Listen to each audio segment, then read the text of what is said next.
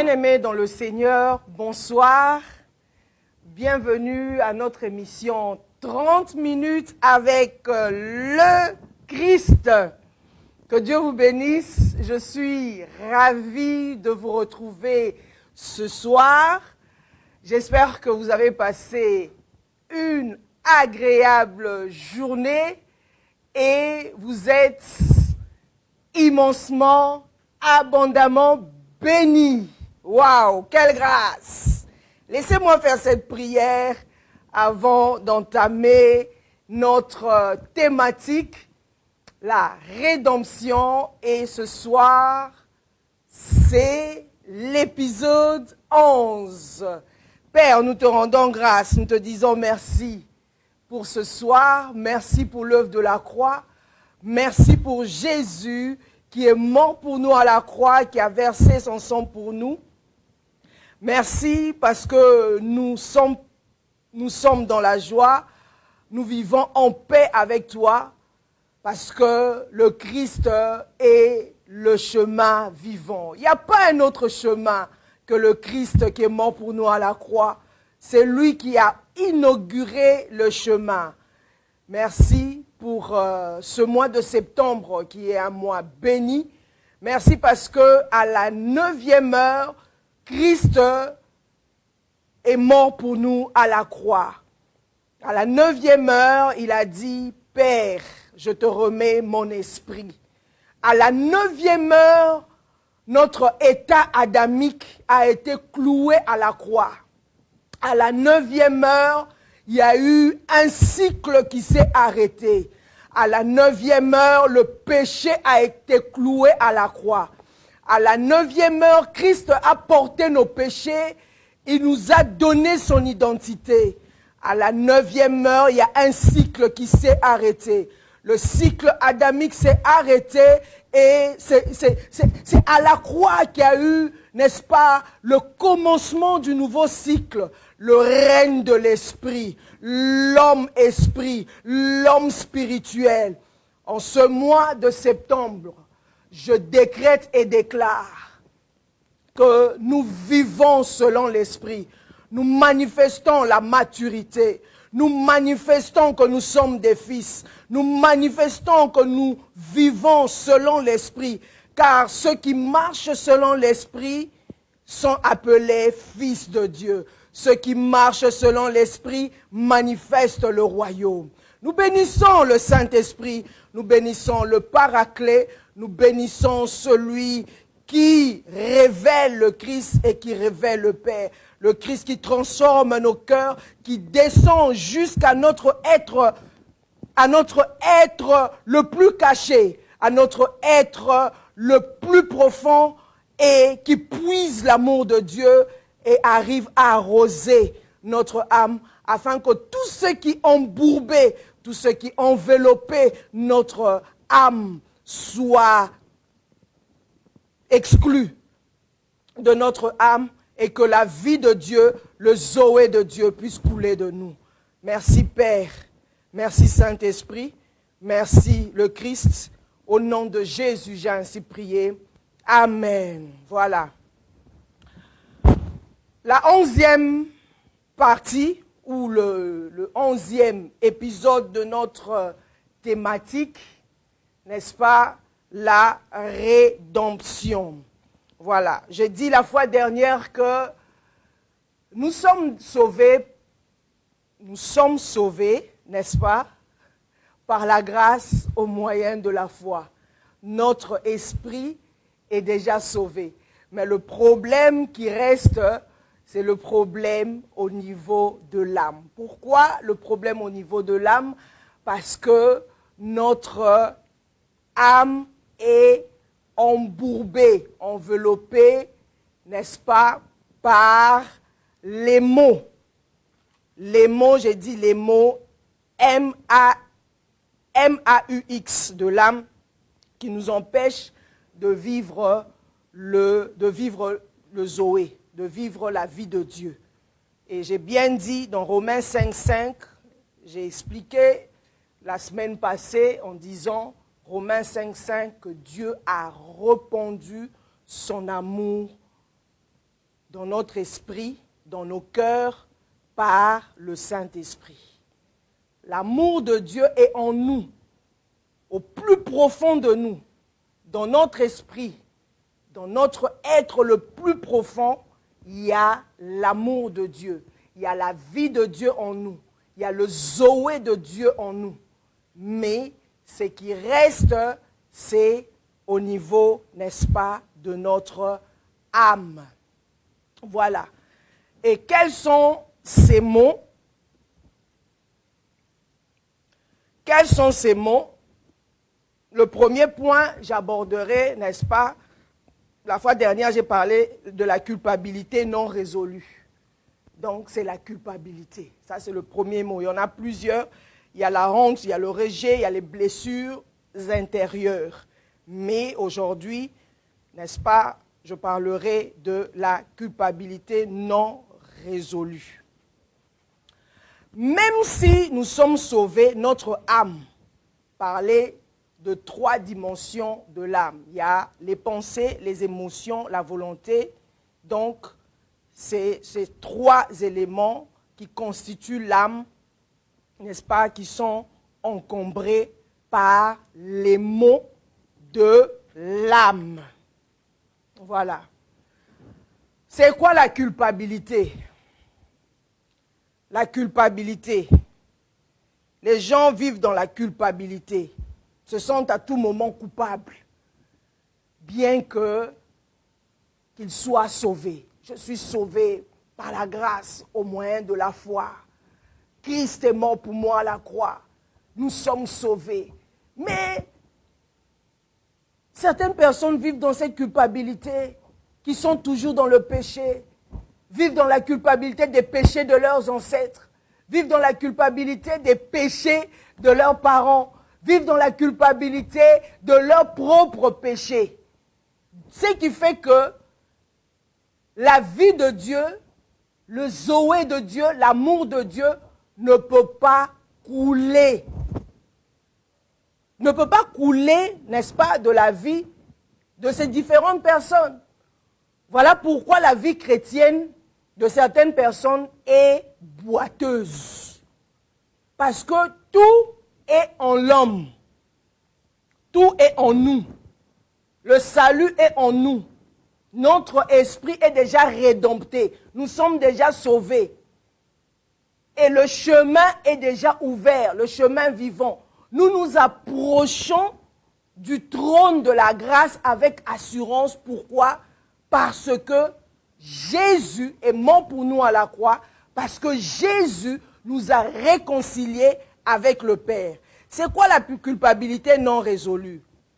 La culpabilité non résolue, c'est un sentiment persistant d'être en faute devant Dieu.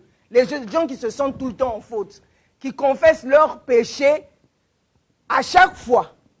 Au moment où ils sont à l'église ou chez eux à la maison, attends, le péché que tu t'es pour lequel vous vous êtes déjà repenti, vous êtes déjà repenti. Pourquoi vous allez continuer toujours à vous repentir, à demander pardon? Donc la culpabilité non résolue, c'est un sentiment persistant d'être en faute devant Dieu. Même après confession, qui pousse à vouloir mériter le pardon par des efforts au lieu de recevoir la grâce par la foi en œuvre de Christ. Donc, c'est quelque chose qui est mental dans la tête de certaines personnes. Vous voulez à tout prix être pardonné, n'est-ce pas, par vos propres efforts. C'est ce que dit la définition, par vos propres efforts. Ça a été, quand vous lisez, n'est-ce pas, Lévitique, comment les enfants d'Israël se comportaient par rapport à leurs péchés. Il fallait apporter X telle offrande, offrande d'oiseaux, offrande de culpabilité et tout.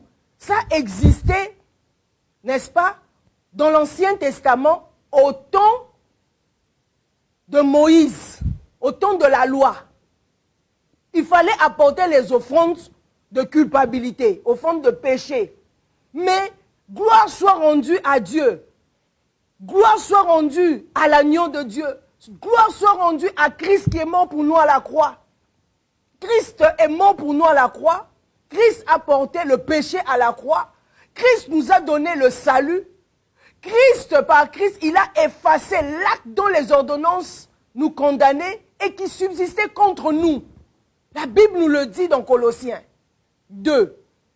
Allez lire Colossiens 2, versets 14 et 15. Il a effacé l'acte dont les ordonnances nous condamnaient qui subsistait contre nous. Il a cloué le péché à la croix.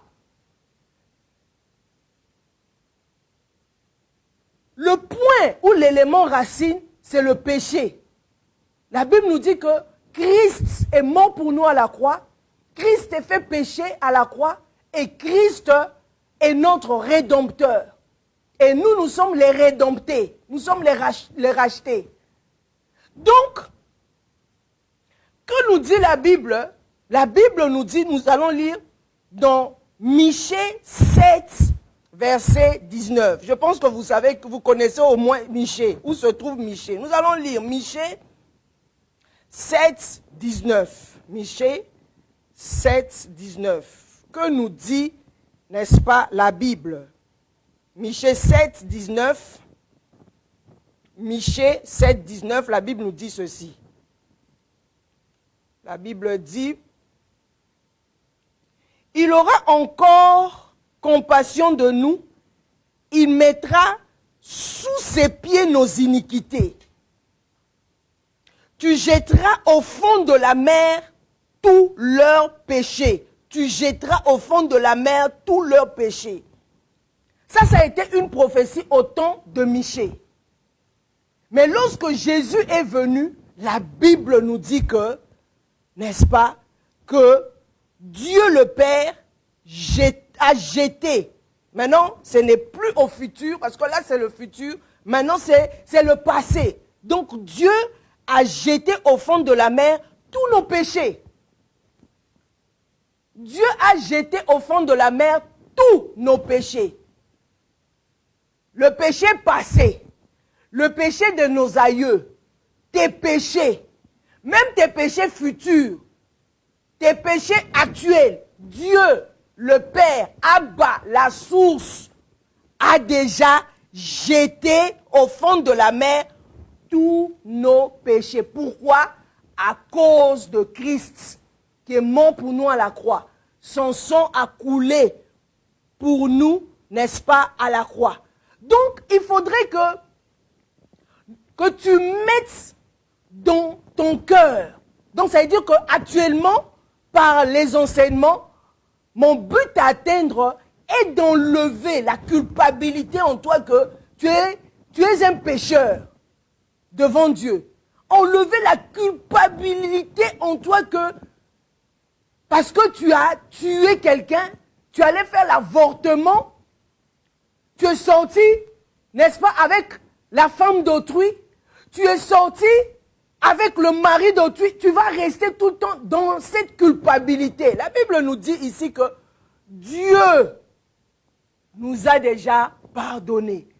Si tu étais en train de voler à tout moment, si tu étais un menteur, la Bible, ce n'est pas moi qui le dis, la Bible nous le dit clairement que Dieu a jeté au fond de la mer tous nos péchés. Si tu étais colérique,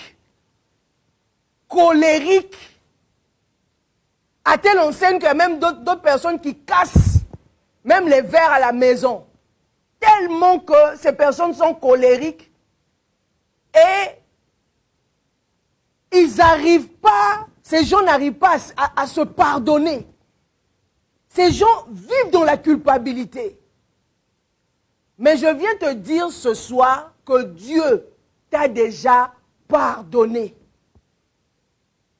Que Dieu, n'est-ce pas, t'a déjà pardonné.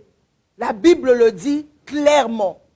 Mon Père, notre Père céleste, jette nos péchés au fond de la mer. Michée 7, 19. Fais cette prière avec moi. Déclare avec moi. Au nom de Jésus, Père, je te dis merci. Je te rends grâce parce que tu as déjà jeté mes péchés au fond de la mer. Je te dis merci Seigneur, à cause de Christ qui est mort pour moi à la croix. Christ a payé le prix à la croix. Christ a porté mes péchés à la croix. À la croix, il a dit tout est accompli. Il s'est fait malédiction pour que moi je devienne bénédiction. À cause de Christ, c'est lui qui a répondu à la justice de Dieu, aux exigences de Dieu. Devant le Père Céleste, je suis indemne. Devant le Père Céleste, je suis juste.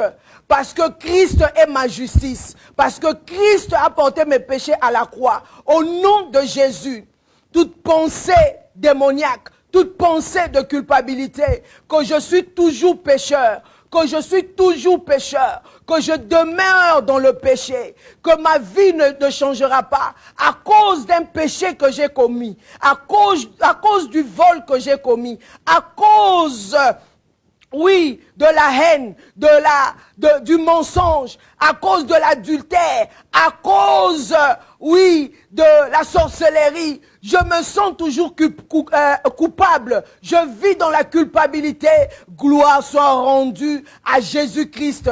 Gloire soit rendue à la parole du Seigneur. La parole de Dieu a été jugée. La parole de Dieu a été testée 7 fois. Mais cette parole est restée intacte. Cette parole n'a jamais trébuché. Au nom de Jésus, je lève la parole, car la parole de Dieu déclare, au nom de Jésus-Christ de Nazareth, que Dieu a mis sa parole au-dessus de sa renommée, au-dessus de sa dignité. Au nom de Jésus, Michée 7,19 me dit, mon Père jette mes péchés au fond de la mer. Il s'en souvient plus. Au nom de Jésus, la source abat. Papa, tu m'as pardonné. Papa, tu as pardonné mon mensonge. Papa, tu as pardonné ma colère. Papa, tu as pardonné, oui, mon impudicité. Papa, tu as pardonné tout genre de péché. Tu as pardonné ma sorcellerie. Tu as pardonné lorsque je consultais encore, oui, en allant dans les loges sataniques. Le Père Céleste m'a pardonné. Le Père de tous les esprits m'a pardonné. Je rends grâce à Dieu au nom de Jésus. Je me sens plus coupable. Je vis plus dans la culpabilité au nom de Jésus. Parce que je veux que le Zoé de Dieu puisse couler de moi. Le Zoé de Dieu puisse couler en moi, couler à l'intérieur de moi, dans mon être le plus intérieur, dans mon âme, que le Zoé de Dieu coule, que la vie de Dieu coule, que l'amour de Dieu coule, au nom de Jésus. Le Père m'a déjà pardonné, le Père a déjà oublié, au nom de Jésus. Mais je suis sur cette terre des hommes, je dois voir ma destinée s'accomplir. Je dois véritablement, oui, manifester le royaume sur cette terre des hommes. Je dois vivre l'abondance dans ma vie. Parce que à cause de la culpabilité, les choses sont bloquées. Oui, Seigneur, merci. Laisse que Michée 7,19 puisse prendre forme dans ma vie. Au nom de Jésus. Au nom de Jésus. Au nom de Jésus. Nous continuons.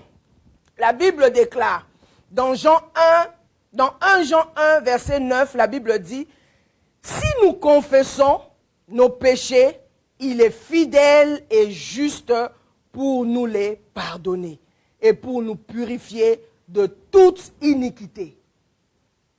Si nous confessons nos péchés, il est fidèle et juste pour nous les pardonner et pour nous purifier de toute iniquité.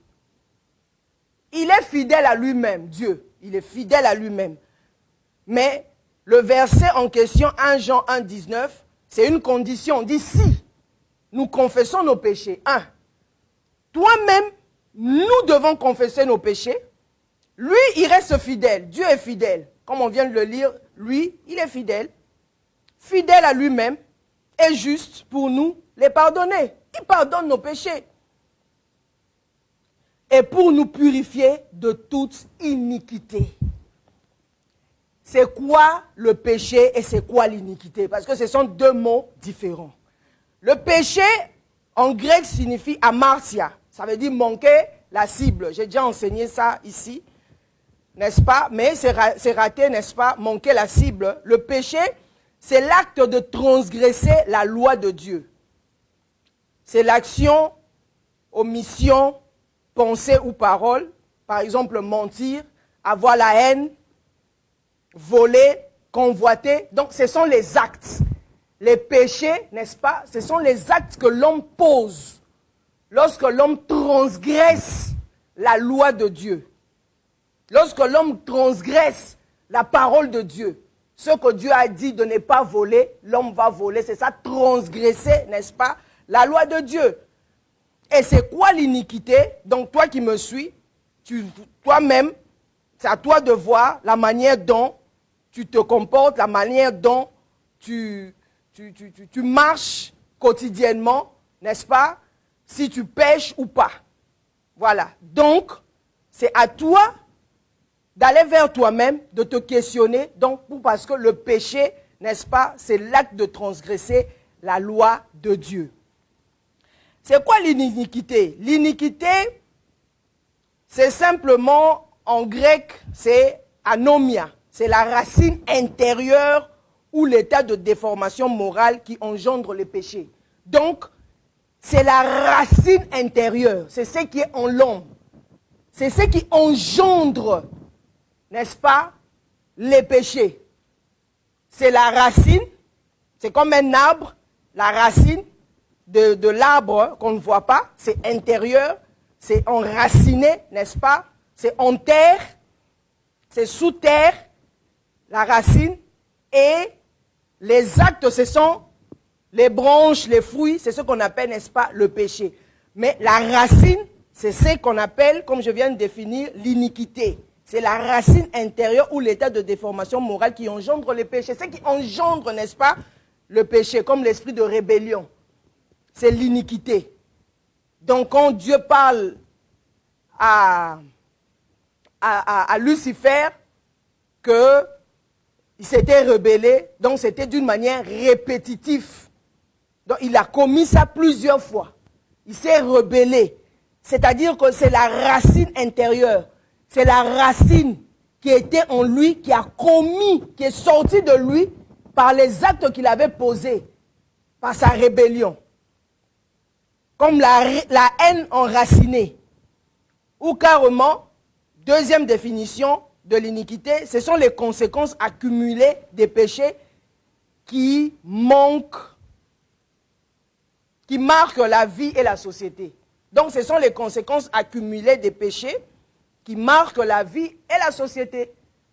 Quand les gens sont tout le temps en train de pécher, les gens qui se mettent tout le temps à voler, comme dans une société, c'est-à-dire si vous êtes un homme spirituel, vous allez dans une société, dans un pays, vous voyez la société en question, la société, la manière dont les gens se comportent, c'est-à-dire le péché collectif qui se répète dans une société. Vous allez remarquer que dans une société, les gens sont habitués à voler, n'est-ce pas? Qui sont habitués à la corruption. C'est-à-dire que c'est devenu leur mode de vie. C'est ce qu'on appelle, n'est-ce pas, l'iniquité. Une société où les gens... Donc, les choses doivent passer d'une manière tout le temps d'une manière frauduleuse. Il y a plusieurs pays comme ça, que je ne veux même pas énumérer, citer. Donc, ce sont des pays qui vivent dans la rébellion, dans l'iniquité devant Dieu. Dans l'iniquité, c'est-à-dire c'est devenu leur mode de vie. C'est l'iniquité. Donc, ce sont les conséquences accumulées des péchés qui marquent la vie et la société. La société n'évolue pas. Les gens n'évoluent pas. Donc, les gens vivent dans l'iniquité. Et c'est ce qui fait que le pays n'avance pas. Malgré les richesses, malgré tout ce que Dieu a déposé dans la vie des gens, malgré l'or, l'argent, le cobalt, les mines, de l'or. Vous voyez que c'est une terre prospère. Mais quel est le système de fonctionnement de la société sur le plan spirituel, sur le plan sociétal? Comment vivent ces gens? Donc, si vous êtes un homme spirituel, une femme spirituelle, vous atterrissez quelque part, vous allez voir si c'est un pays qui prospère ou pas. Et c'est sur cette base-là, vous allez comprendre que, en tout cas, ce pays vit dans l'iniquité. Pourquoi? Parce que les conséquences accumulées des péchés marquent la vie des gens, marquent la société. La société n'évolue pas. La vie des gens n'évolue pas sur le plan sociétal. Mais la Bible nous dit, si nous devons le lire, 1 Jean 1, 10, on dit que lui, son problème, Dieu n'a pas de problème. Il est fidèle, juste pour nous les pardonner et pour nous purifier de toute iniquité. Il est fidèle et juste. Dieu n'a pas d'ombre de variation. Non, non. Il ne change pas. Il est juste et fidèle. Il n'est pas un homme pour mentir, ni le fils de l'homme pour se repentir. Dieu, il est fidèle et juste. Mais le problème, c'est l'homme. Parce que l'homme vit, n'est-ce pas, dans les péchés et dans l'iniquité, comme on vient de lire. C'est un verset qu'il faut comprendre. 1 Jean 1, 19, 1 Jean 1, 9. Est-ce que tu vis dans l'iniquité? Tu vis dans quel pays? Il faut regarder la société où tu vis. Parce qu'il y a des péchés collectifs. On appelle ça péché collectif. Le péché de la société. Même si toi, tu peux vivre, n'est-ce pas, honnêtement, mais lorsqu'il y a le péché collectif, comme le cas d'Abraham lorsqu'il était en train il voulait intercéder pour le pays, il dit même à Dieu, même s'il y a, c'est-à-dire même 5 personnes qui sont justes, tu ne peux pas pardonner. C'est-à-dire qu'Abraham était en train de négocier avec Dieu. Il n'y avait personne. Mais à cause de l'alliance d'Abraham, Dieu a pu sauver Lot, son neveu. C'était à cause de son alliance. Mais sinon, là où Lot était, c'était déjà un territoire qui vivait dans l'iniquité. L'iniquité, le péché était déjà monté devant Dieu. Donc, ça veut dire que là où vous êtes, il faut savoir dans quel territoire vous vous trouvez, dans la ville où vous vous trouvez. Est-ce que vous êtes dans un milieu, dans une société où il y a l'iniquité, le système de péché collectif? C'est très important. Péché collectif. Les choses n'avancent pas. C'est-à-dire que le ciel est fermé quelque part.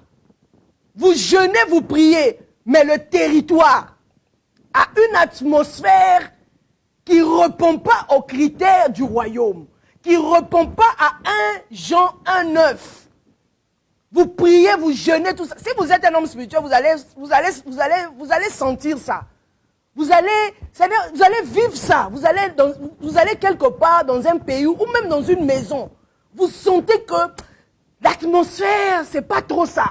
L'atmosphère n'est pas dégagée. Parce que le lieu en question est contrôlé par des entités spirituelles, par l'iniquité. L'iniquité ou l'iniquité qui est les conséquences accumulées des péchés qui marquent la vie et la société, qui marquent la vie des gens. Il n'y a pas de progrès, la société n'avance pas, n'évolue pas, les gens vivent dans la corruption, les gens vivent dans le mensonge. Tu ne peux pas aller à un endroit ou faire même les choses qui sont banales, aller demander même un passeport, c'est tout un problème. Il faut manigancer, il faut donner quelque chose de sous-table, l'argent, corrompre les gens. Mais au fin fond de toi, ça dit que si tu vis dans l'honnêteté, tu vis dans la fidélité, dans la parole de Dieu, tu sentiras ça. Donc c'est ça qu'on appelle l'iniquité. Mais la Bible nous dit ici que il est fidèle et juste pour nous les pardonner. Dieu est juste et fidèle pour nous pardonner nos péchés. Comme je viens de le dire, que notre Père jette nos péchés au fond de la mer. Dieu a déjà pardonné. Mais nous sommes sur la terre des hommes. Il y a des lois. N'est-ce pas? Il y a des lois. Il y a le Christ, la parole qui régit la création. Dieu a pardonné. Dieu nous regarde, n'est-ce pas, avec, comme je l'ai écrit, n'est-ce pas, sur ma page Facebook. Je pense que c'est hier. Je l'ai bien écrit sur ma page Facebook. J'ai écrit en disant que Dieu, depuis la croix, Dieu ne voit plus l'humanité dans ses fautes, mais dans la justice de son Fils. Son regard sur nous est désormais filtré par la grâce. Dieu, ses yeux sont filtrés par la grâce, parce que son Fils l'a déjà satisfait. Par la grâce, le pardon et la réconciliation accomplie en Christ. À la croix, le passé de l'humanité a été effacé, le présent est ouvert de grâce et l'avenir scellé dans la justice de Christ. En lui, Dieu ne voit plus nos péchés, mais la justice parfaite de Jésus. Donc, Dieu le Père nous a déjà pardonné. J'aimerais que ton âme, tes pensées, soient véritablement transformées, soient assurément transformées, que Dieu a déjà pardonné tes iniquités. Dieu a déjà pardonné tes iniquités. On a prié. On a demandé pardon à Dieu. Père, pardonne-nous parce que nous avons péché. Pardonne-nous parce que tu es un Père fidèle. Pardonne-nous parce que tu es juste.